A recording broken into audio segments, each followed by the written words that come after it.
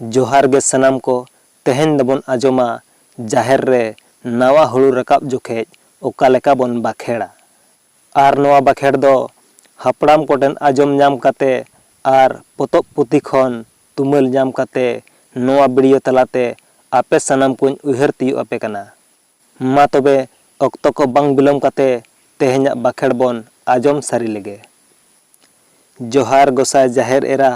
ने एंदो नवे ᱧᱩᱛᱩᱢ ते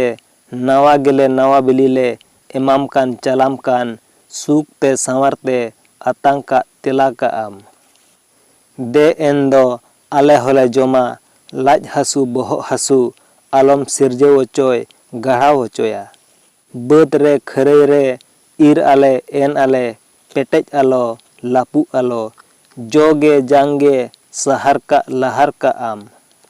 ओड़ा रे ढुले रे डिली बाड़े सैके बाड़े तोहेत का तोबेत का आम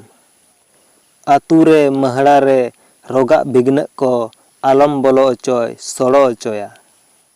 हेलेन रे ताहेन रे नगे नापाय गे सार का सागुन का आम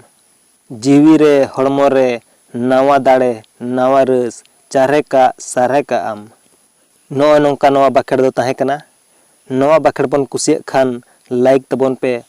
आर नोंकाना बाखेड़ को जुदी बाडाय सनायत पिया तोबे खान कमेंट काते पे लइन ताबोना। मा तबे तेहेन्या वीडियो दो निनाग गे सनाम को जोहार।